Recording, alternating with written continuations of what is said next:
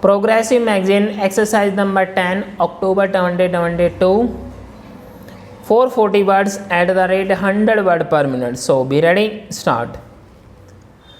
There is need in our schools and colleges for greater attention to professional and job oriented courses of instruction so that our children can look forward to the future with confidence and hope and may not be pained with uneasy feelings of uncertainty and frustration as confront them today.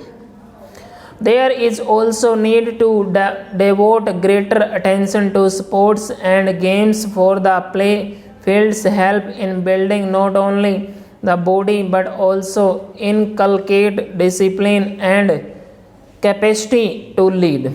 Our educational system needs to be so rearranged that while we instilling our young boys and girls ethical values and respect for religion, yet irrespective of the faith which they profess, they grow into good citizens with broad-minded, generous and Catholic attitude, treating all their fellow men as members of one large family without inhibitions of class or creed or material fortune. Stops.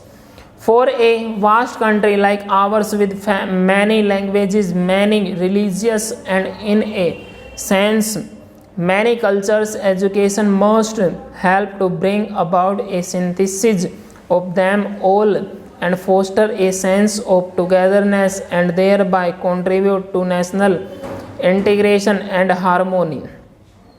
Very often the question is asked whether the public school system is in harmony with the society in which we live? Question mark.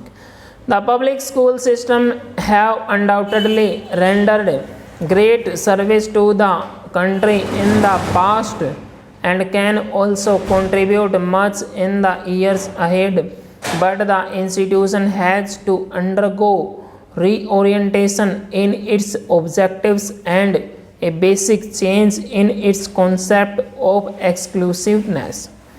It has to be reorganized that public schools have afforded the flowering of personality and building of character of its children, and many of our illustration sons have been the products of such institutions. The times have changed. Stop. If the public school system is to continue and prosper and be meaningful, and I would go further, if it has to have any place in our society, it must ensure that admission of students is not restricted only to those who come from the affluent strata of society and who can afford to spend lavishly.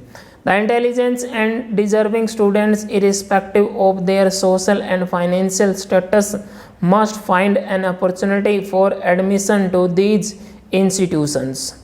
To be precise and practical, firstly, a certain percentage of admissions should be reserved for bright students of less fortunate parents, and secondly, a certain percentage should also be earmarked for average students of the so-called common people.